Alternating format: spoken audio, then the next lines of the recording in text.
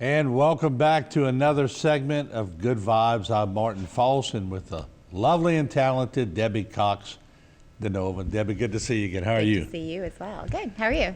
But at last week's topic got everybody burning and interested. So let's jump ship. You told me today we're going to talk about emotional addiction. Yes. That can range a long way, can't it? It absolutely can, and it does. And I talk to a lot of people who say, for example, I can't stop losing it on my kids. Every day I get angry at my children. I notice that it's over the smallest things, and every day it gets worse and worse and worse. So we define addiction as something that you basically can't control, right? You're impulsed to do it. If you find yourself in a space where you are on a regular and chronic basis experiencing low vibration emotions and you can't seem to stop it, no matter how much you talk yourself into a calm place, when you're in the day and an event happens, you find yourself erupting into anger, or maybe it's sadness, maybe it's jealousy, maybe it can be a number of things. So emotional addiction is an actual thing, and it's a pervasive issue. And good thing is that positive emotions are just as addictive as negative ones. So we can talk about how to actually produce a positive experience through the day and be able to control your emotions from taking over. What was that movie where the guy was going, no negative waves? I have not seen that movie. I'm trying to remember the movie. I think it was, well, it'll come to me during the show, but it hits home because if you constantly accept negative waves, you'll be negative. Yeah. If you accept positive, you'll be positive. Yes, and it should be that way. There's a lot to it. There's a lot going on biochemically for us when we're talking about this. Conceptually, I think most people would agree that if we could just say, let's just focus on the positive, most people would be doing that. That's the healthy way to be, right? When you're not able to do that, something has happened. And I think we talked about it before, but if we really were to look at, and Elon Musk puts it the best because he talks about how if you really looked at reality for what it really is, the data that's involved in true reality would blow our minds, right? Our brains and our bodies are designed in order to take in what's important for us and filter everything else out so that we're creating our own vector reality on life. So your vector reality is different from mine, is different from the next person's, and depending on what we were taught, what we experienced from the time that we were little, and especially when we were little, our concept of life is different, and our emotions, the chemical reactions within our bodies associated with different thoughts, are also different. But that's that word vector, again, that you used last time. So if someone relates anxiety with a certain place they go, they got to break that chain, don't they? Yeah, because what and happens... that's hard to do, though, isn't it? It is. It is. Our brain develops all of its concepts by the law of associative memory. So that means something happens, and there's a lot of stuff that happens. If you think back on your past, you can't remember every single day of your life. Right. You remember what has the most emotion associated. The more emotion you experienced, the more likely it is for it to be stored in your long-term memory. So you and I were talking before, different people have different associations, for example, to the word love, right? Based on your own experiences, based on what you were taught, based on what was demonstrated for you growing up. So for some people, love has a very good association, right? Romance and getting close to someone. For other people, love is associated with heartbreak and suffering and jealousy and all of these lower vibration negative emotions. And what happens is that if you experience an event within the context of a loving relationship, where perhaps maybe you were harmed, you were betrayed or something, the emotion that's associated with that feeling will flood the body, and your brain will take a snapshot of what's happening in the moment and wire up so that in the future it can survive that situation in a better way. What happens, though, is that the brain is made up of these neurons, okay? So, and they basically branch out. They've got these little branches that connect to other neurons, and everywhere there's a connection, a memory or a thought is integrated, okay? So the thought happens, then there's an associated emotion that happens, and there's a part of the brain called the hypothalamus, and it's basically like a little factory that produces all of these little peptides, okay? These short-chain amino acid neuropeptides. They come together, and basically every single emotion that you experience, there's an associated chemical that is constructed within the hypothalamus. You experience something, you have a thought, then there is an emotion that goes with that thought, and immediately the hypothalamus will put together the neuropeptides that are associated with that thought. There are some for love, there are some for joy, anger, all of the emotions that you can think of, okay? As soon as that emotion is experienced, then the hypothalamus will release those neuropeptides through the pituitary gland into the system, and immediately they'll go to centers where they will dock. Now, every single cell in your body has these receptor sites, some of them thousands of receptor sites kind of opening up to the outside world. These peptides will dock onto the cells and basically send a signal in the cell, and sometimes the signal will be so powerful. Well, first of all, after it sends the signal, a cascade of biochemical events happens within the body, some so powerful that they can actually change the nucleus of the cell. So that you could be hijacked either positively or negatively. Yes. But we can control which one gets hijacked, right? You can if you understand that you can, right? Most of us, and through the science of metacognition, which means that we're just thinking about the way that we think and we understand how it works. And that's what we're going to talk about today, is strategies for actually interrupting those patterns. We can feel into our limitless potential with the energetic part of ourselves, but we're operating through a very limited body, brain, nervous system, right? So a lot of times for all of our want to be a specific way, we're showing up completely different. And if you're addicted to negative emotions, which means you basically can't control those negative emotions from happening, that's actually very damaging to your organism, right? It lowers your vibration, it can lower your immune system, it creates all kinds of problems. So we need to address it, right? And we were just talking about how you can physiologically become addicted to it. So you've got those neuropeptides, they dock on your cells, they create a biochemical cascade, they can change the nucleus, and when the cells split off through a natural process called mitosis, the sister cells can actually have more receptor sites for those specific neuropeptides.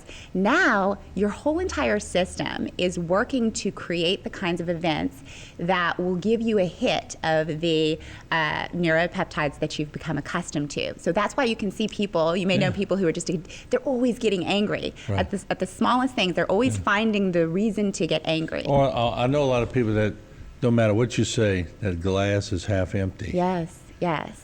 And I see it as half full, but you can trick yourself into being more and more and more like that, depending on what's happened in your past, right? Absolutely. And way past is really important, because we've talked about this before, where we have that bundle of nerves at the base of the skull, the reticular activating system. And the job of the reticular activating system is basically to filter out data that's not important to us.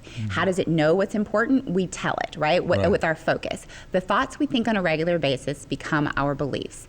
And that informs our reticular activating system. And then the reticular activating system basically goes to work to find us information and bring it in to bring legs underneath our existing belief systems. So here's the problem. Most of us develop our core beliefs before the age of 7, when our brain is in that theta state, right? Again, the theta state is imagination. Children are very imaginative and creative, but it also is hypnosis. So our brain is very neuroplastic from the time that we're born all the way to age 7. It continues to be neuroplastic, but there's more neuroplasticity in that time range. The brain is literally pulling in information to learn how to survive in this world. So depending on what home you were born into, survival means many different things. There are some homes where it actually is physically unsafe, and so there are these survival mechanisms and these hardwirings that happen that associate maybe people with fear and danger, whereas some people associate people with warmth and comfort. So just depending on who you are, then by the time that you go into adulthood and you have a more mature brain, you're already building legs under these limited belief systems. So let me ask you this. yes. People that are in damaging relationships, and we all come across people like that, they can't seem to get out of them. Right. Yeah. And they moan and groan, they say, I'm going to do this. They never do it. They go right back to the same way. Exactly. And so what happens a lot of times is that if you've become accustomed to a certain specific emotion, or your body or your brain are trying to work through and integrate traumas basically that happened before, is you're going to partner up with somebody who's going to help you to do that. So you're always going to find and seek out the events and be a match for the events that are going to satisfy the biochemical cravings that have been established within yourself. So once you keep on having these hits of anger, you're basically rewiring yourself. They say say that nerve cells that fire together wire together. So now you've got all of these associations to these specific things, and you're going to find typically a partner that's going to have you spinning out in the same, supporting these belief systems, supporting these emotional addictions, and vice versa. So the saying, be careful what you ask for, can become true if that's what you keep asking for. If your body Absolutely. keeps asking for that. And it's important to understand that a lot of this is not happening consciously. This is a subconscious thing. Again, in our healthiest state, no one would pick an abusive traumatic experience with a partner, for example. Right. But if this is how you're hardwired, it's almost like you can't help it. It's a compulsion. But once you learn how it works, you actually can help it. There are strategies to help you rewire yourself, because nerve cells that don't fire together don't wire together. And so what we know is that if you can interrupt the pattern, you can actually have those nerve cells, the long-term relationship between those neurons actually releases, and you no longer become emotionally addicted. You let those things divorce. You let those things divorce. Yeah, And because over time, wisdom comes when you recognize the patterns you've been holding on to, and you go, oh, no, not this time. not this time. So you have that's pretty cool. It is very cool. So here's the first thing the first strategy is, if you recognize that in these particular instances, for example, I get angry, right? And I know whenever I'm in my calm place that there isn't really an actual reason for me to be angry here, but it's just an emotional addiction that's running. If you recognize that, there's a sliver between the thought and the feeling. Now, once the feeling happens, that's when the neuropeptides become released almost instantly, and then you're in it, right? It's really difficult to pull back from that. But there's a sliver, a space between the thought and the biochemical reaction where you can interrupt that. And if you're able to interrupt it, and look, it's not about being perfect. It's about course correcting as quickly as you possibly can. The more that you interrupt those patterns, the more that you start to loosen the connection between those neurons so that you can have a response instead of a reaction. But when I was a kid, and it seems like the simplest thing, our kids go around Yeah. popping in. My mom and dad did everything they could to get me to stop that. I did that constantly. And finally, I don't know what happened, but I stopped. Interesting. And just when we were in the break, I was thinking about that again. But so it's how do you interrupt those patterns? Yes. So again, Negative pattern. Let the positive ones let keep the going. positive ones go. Absolutely. In fact, replace the negative with the positive. Yeah. So again, it's important to understand, no matter how far down you've gone where you are just getting triggered immediately like this, that it is simply a matter of interrupting these synaptic pathways and getting these neurons not to fire together anymore. And in order to do that, you have to be conscious enough when you're in your conscious place, like we're having a conscious conversation right now, and you already know that you're prone to anger, have a strategy in place and act quickly. So if you are able to interrupt the pattern between the thought and the feeling state, if you're able to create an interruption there, then you are much better. It's going to be much easier for you to steer back onto the road, so to speak. Okay, and humor is a really good way to do it. So, for example, with anger, if you are a mom who is losing it on your kids every time, and okay, the next time they say or do something that triggers me inside, I will say this thing that makes us laugh. Right? I used to tell my kids, "I'm going to clobber you," and the word "clobber" for whatever just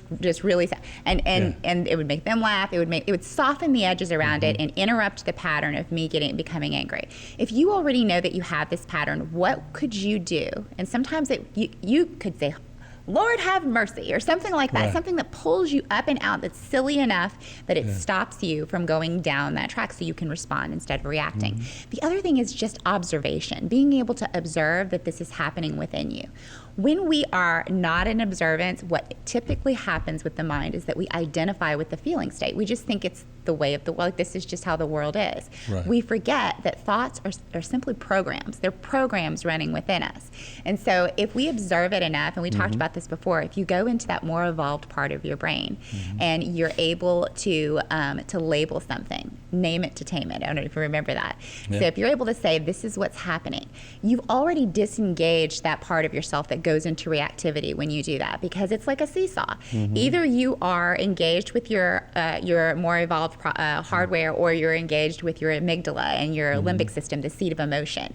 So in order to actually cool yourself down, just simply go into your prefrontal cortex mode and say, this is what seems to be happening Or right embrace the fear and neutralize it. now. Yes. Yes, absolutely. And always lean into the way that you feel. There's always information there for you. Right. You can even say, I'm feeling pretty triggered right now. It's better than saying I am triggered. You don't want to identify with what's happening. I'm feeling very triggered. And then you move from there, because in just you acknowledging that that's happening, you have control over the situation. And taking control really is the name of the game. But everybody has a different addiction. Some people worry all the time. Yes, Some people don't worry at all. that's it. They don't worry enough. They should. Some people, their kids in the neighborhood, on the streets, by the highway, Yes.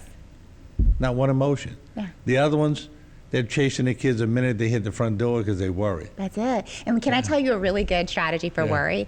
It's impossible for you to be in worry and gratitude at the same time. So gratitude is a really good interrupting pattern. So if you have a tendency to worry and you can feel yourself starting to go there, that first thought happens, start to think about what you're grateful for. Now, because you may be in a worried state, at first it may be like, I can't find anything to be grateful for because I'm so worried. Right. Literally, you could say, I'm really grateful for my hand. I'm grateful that I have fingers. Like really just anything that's right in front of you, bring yourself into that gratitude state, and now you've interrupted the worry pattern. Now you can talk yourself into rationality. You'll have some rational thinking that's online. Right. The other thing is that remember that these traumas or these experiences that are most impressed upon us, especially the negative ones, happen that way because of strong emotion. So in order for us to rewire ourselves, the best way to do it is to create emotion in the opposite direction, create disconfirming experiences. So for example, if you've had heartbreak over and over again in relationships and you really want to be in a healthy relationship, it's important for you to choose someone who is safe, to be able to share that this has happened and be able to kind of put your vulnerability in their hands so that they can help you to create a disconfirming experience within this context so you can begin to relax within the context of relationship. If you don't do that, and you just operate out of this unconscious way of being, remember that your brain will just naturally pull in events and circumstances that are going to reconfirm how you're already wired. So you're more likely to bring in more people who are going to reinforce these negative feelings about emotion. So it's really important for you to come to a conscious place and create a plan. And by being conscious, make a conscious effort to pick a partner who's not going to keep digging at your triggers. Correct. Absolutely. Somebody that'll just may be perfect for you. Absolutely, absolutely. We're social creatures, and we really, really, we need each other. When we're better with each other. So It's a great topic. Yeah. And I'm sure there's a lot of people watching going, are they talking about me? Oh, we're talking about everybody. Because everybody's sort of in that, everybody has some emotional addiction somewhere. Absolutely, yeah. It's a human thing. Now, some may have one, some may have three, some may have 10. Yeah. Only that person really knows, don't they? If it's working for you, then keep doing it. If it's not, you have power and you can have cause in your life and change it. I'm addicted from leaving work and going sit on my Bobcat. Is it And working moving. for you? That's my peace. I love. That's what I love to There be. you go. That's a great topic, Debbie. Thank you so much. You're welcome. All right, there you have it. Debbie Cox DeNova. Good vibes. We'll see Debbie again next week with another topic. She just throws them at us and we go at it. See you again.